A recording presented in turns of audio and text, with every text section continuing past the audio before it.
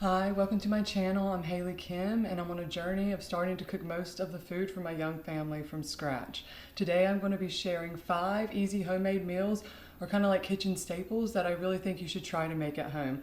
Now personally I started making this at home because we use them a lot and I realized how bad or expensive the store-bought versions were for us. So I just slowly started implementing these into my weekly meal planning. All right, let's get started. First up, we've got homemade chicken stock. So I've got my roasted chicken here. We roasted this last night for dinner and ate it. And you know, it's a whole chicken and I really hate picking all the little pieces of chicken off of this. So I feel better about not doing that if I know I'm going to be making the stock the next day. This is kind of a mix of stock and bone broth because it is largely bones. We eat most of the meat, right? But there is a lot left on there from all the different crevices. This doesn't really rate so bad for you. It's not like this is bad from a perspective, but it tastes so much better. A whole chicken is actually much less for the breast, and my son really likes to eat the drumstick. So, and then I make the chicken stock out of it and we use it for chicken noodle soup. There's so many recipes that call for this. I'm going to add a few carrots and celery, 1 onion and 1 garlic bulb. I like to peel the carrots before and the onion and pop them in. You can use like scraps that you've been saving in the freezer to throw in here. I didn't really have any on hand, but if you know, like celery tops or some leftover onion, I just throw those in the freezer. Can always add that to this as I'm making it. Then you just need to pretty much take some filtered water and fill it all the way up to the max line and it's ready to go.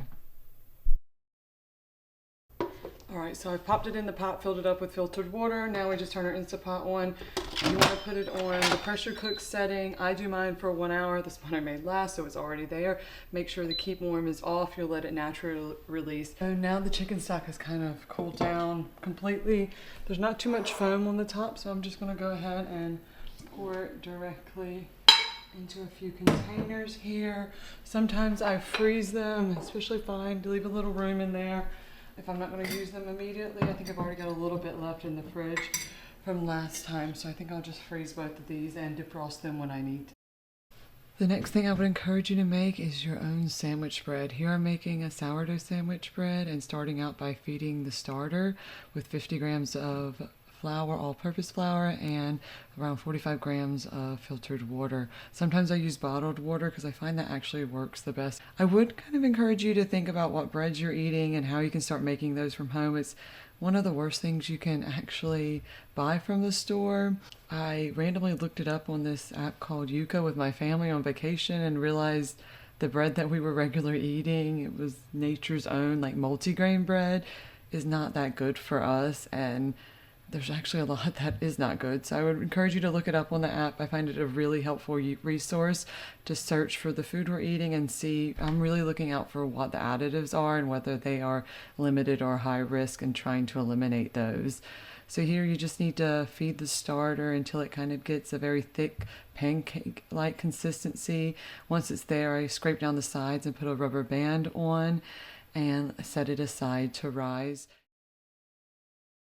Here's where we started at. Now it's all over doubled inside. Sometimes it's going to be higher. Sometimes, you know, it's kind of warm in here, so it's doing good. It just, when I just opened it, it was like pop, so I think it's good. Nice. All right, so we're going to add 100 grams of starter. I love this little weight scale. When I first started making bread, I thought, nah, it's not necessary. I'll just figure it out and do the conversion, but it's so nice for like the $15 that it is on Amazon, and there's even cheaper ones.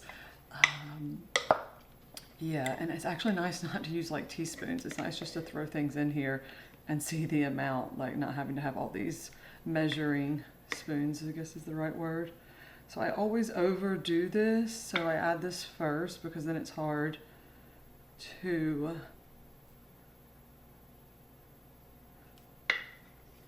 take it back out, obviously, if you put water in there.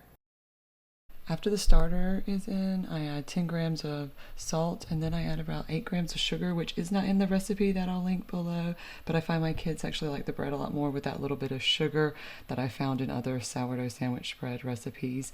So then you pretty much mix that all together with the water that's needed, and then add in the flour last and mix that all together until it's like a very shaggy dough like you see here. I like to scrape down the sides so we get all that goodness, and then we're going to set it aside to rise. Here, I let it set aside for about 30 minutes, and then I'm going to do a series of stretch and folds over the next 2 hours. I usually get to about 2. If you don't get to these, it's not that big of a deal. If you do, even better. So it's the next morning here. I've set it in the refrigerator to proof overnight. I like to do cold proofing. I think it helps you kind of maintain how long, and you don't have to babysit it as often. So I just take it out and put a little bit of, in the morning when I can, sometimes it's not first thing in the morning depending on when the kids wake up. Here I put a little bit of olive oil on top and then scrape it out of the bowl. I'm trying not to mess with it too much. Form it into a rectangle shape and fold it over onto each side, and then the best of my ability, try to like flip that over and put it into the buttered pan loaf here. So this doesn't have to be perfect again, but once it's in there, I like to just pat it so it's mostly even in the pan, and then set it aside for about 2 hours, and then I bake it on 375 for around 45 minutes. I do it a little different than the recipe because my kids don't really like the crust because they're pretty young. I immediately take it out of the pan because if not, it gets a little sweaty, and let it cool down. It's so tempting not to pretty much cut right into this though. Homemade cheese crackers. My kids love cheese crackers. I love cheese crackers, but I realized how bad the store-bought versions are for you. I looked them up on Yuka, and they're probably one of our worst snacks, right? 6 additives, 1 high risk, not good for kids. So I was like, well, we got to start making these at home. And actually I found that these are not that hard or time consuming. I really don't like making goldfish. I think they take too much time but goldfish are just as bad. My kids tend to like goldfish more, but hey, this is what they get, right? The first step is to add some grated cheese, softened butter, and salt to a mixer until it all comes together. I use the attachment on my food processor to grate a lot of cheese this week. I needed it for a few recipes, and I really like that so much better than hand grating it. So I'm going to do that more often if I can think ahead. And one annoying thing is that you do need to have the butter softened before you put it in. It works a lot better, and sometimes I forget that. So kind of keep that in mind as the first like pre-step to all of this. Once that's come all together, then you just need to add the flour, start mixing, and add a few tablespoons of ice water slowly. I do tend to add a little too much ice water, so add 1 tablespoon at a time. See how it looks, add the next tablespoon instead of just adding it one after the next like I did here. You ultimately want the dough to be like coming together in your hands, but still crumbly when you press on it.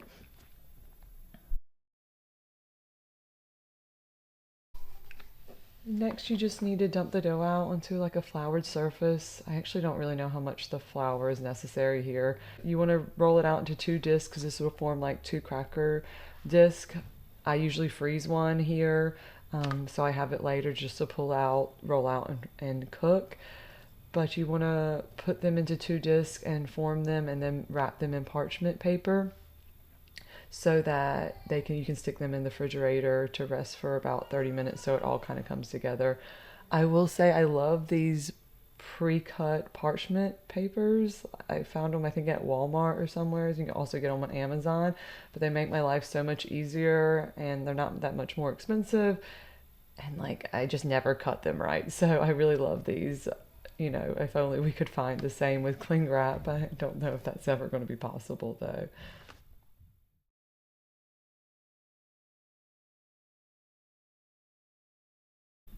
So now after it's rested in the fridge for a little bit, you need to just roll it out on the same parchment paper that you have. This part takes a little while. You want to make sure the edges kind of stay together. So I kind of roll it out, put the edges together, roll it out again.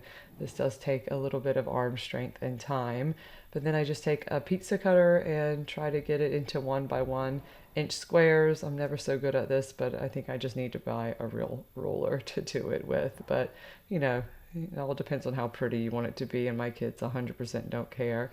And poke a little hole in them and put them onto the pan to cook in the oven. So I had to stop for some lunch. We're having some leftover spaghetti, and just wanted to note that not everything you buy at the store is bad for you. I feel like I'm kind of saying that a lot, but spaghetti sauce is actually something great that I think is pretty good and not bad for you that you can buy at the store. All right, so next is walnut cashew butter. Pretty much any nut you have, you can turn into a nut butter. It's usually it's cheaper, and you can get some better nuts and organic nuts compared to maybe what you can find, and do a few different combinations. And it's really so easy if you already have a food processor. So usually you roast the walnuts and put them in, but I was running out of time, so I didn't roast them. And I actually noticed that I didn't have quite enough. I wanted to use these up, so I threw in some cashews, and my 3-year-old loves cashews, so it's a great way to maybe mix nuts and get ones that they don't usually like eating into their diet. You just leave it and let it be, and it'll turn into a nice, delicious nut butter. It was so delicious. It was kind of warm from being blended like that, so I just wish I had that fresh bread to throw this on, but it was so good. I had this and some hot, cheesy crackers, and I actually just wanted to eat it all. So delicious snacks that you can have on hand. And here, also my youngest baby had to have his smoothie, so a little bit of cuteness. He was so happy about his smoothie. And it was a rainy, nasty day, but I had just not too long planted my tomato seeds, and today they just started to sprout, which was exciting. All right, so next step is homemade tortillas. These might be actually the worst thing in this whole video for you to buy at the store. I was really surprised, like the Mission brand that's very common ranks like 8 out of 10 on Yuka. I think like 8 additives, too high risk. There's even worse ones. There are better ones, of course, but they're just really expensive and don't taste as good. I actually found my toddler loves these. He would never touch the ones I bought from the store, and I was like, oh, I love these, but he would not have anything to do with them. Now he will eat a whole 8-inch one. So that's really helped me maintain making these. The recipe comes together super easy. You just take some butter and melt it. I don't have a microwave, so I use my gas stove for this, and that's super easy. You take some warm water, warm to the touch, and add it to the salt to let that salt dissolve. Then add in the flour and the melted butter, and that's it. You just need to mix it together until a dough forms. You're then supposed to knead it for a few minutes and let it rest for 15 minutes to 2 hours. I actually did it the opposite. I let it rest and then kneaded it. I don't think it really mattered actually, but it's nice that you can kind of space this out throughout the day, like make a little bit in the afternoon and then kind of finish it right before dinner so they're nice and warm. Now it's time to cut, shape, and cook these. Again, this handy pre-sliced parchment paper I love. I've cut these in half just roughly by hand, and it allows me to shape out each individual tortilla and set it aside without them sticking together. I think you can cook these, like sometimes if I have some help, I'll have like 2 cast irons going and rolling them out, but I find that quite stressful to be rolling them out and cooking them because they cook really quickly. So I use this parchment paper to pretty much allow me to do some of the rolling out before. So here I'm, kneading it at the wrong time, but that's okay. I then need to cut it up. I use tin. I cut it into tin. I do find it's helpful to try to outline and then cut them and try to make them as even as possible, but it's no big deal. Just some will be smaller or bigger. I'm not too concerned about how they look, just they taste great. All right, so once they're cut, then I just need to kind of roll them out and put them in between the parchment paper. I do tend to do almost half of these in the parchment paper, and then as the other ones are cooking, I'll roll out the other half so it's not so wasteful and gives me something, to do in between them cooking. And I just try to sit back and enjoy this part. Thankfully, my husband was watching the baby, so I didn't have to manage too much. I'm really trying to, not rush through these activities and actually try to enjoy them. I feel like in the past I used to try to get dinner done as quickly as possible so that we can move on and, enjoy the time with my kids. But I think that it doesn't save me any time. I don't do it any quicker, but I'm actually then stressed at the end of it instead of actually enjoying it, and it's you know, it's just a mindset thing, like constantly rushing through what I'm doing in the day because it saves me like 1 minute. You know, it's the same in the car where you're driving and you want to go 5 miles an hour faster, but it doesn't really get you there, but like 1 minute faster. So I'm really trying to take this approach in the kitchen, and it's helped me, you know, reduce some stress and anxiety that you know, I have with everything that we need to do. Now for the fun part is actually cooking them. So I wipe off any flour that's left over after rolling them because it does take quite a lot of flour both on the pan and surface. So you want to wipe that off so it doesn't start to burn on the pan. And you'll see these start to get like nice and puffy when they're, you know, the first few take a little bit longer as the pan starts to warm up, but it's usually like 1 to 2 minutes on the first side, then around, you know, 30 seconds on the other side. And I just take these after they're done and put them in the towel and cover them to keep them warm as I'm doing all 10 of these. And I will say, like, something I've learned is definitely use a cast iron pan for this. I used a non-stick and I think I heated it up too high to try to get this to go fast enough and completely ruined my nice pan. So use a cast iron. I sometimes, like I mentioned, use my big like Dutch oven because that works well. It's a little harder to flip, but if you want to go fast, like you can get two out and do that. I wish I had a little tortilla warmer. Like, I think my brother has one and it looks so handy. I think I'm gonna get one of those soon. But I do, if like I've done these a little too far in advance, I'll heat them up in the toaster oven, and the top two become a little bit, you know, crispy, which is nice, almost like chips, and my son really likes that. And one tip is to have like a little cup of water on the side, and after each one, just take a wet paper towel and wipe out any residue so that then there's nothing that can burn on the next one. I'm making these for taco night, so I like to put all the toppings on a big cutting board and let everyone pick what they would like, which my oldest son loves. And of course, though, he goes straight for the canned black olives. Thanks for watching the video. Please subscribe.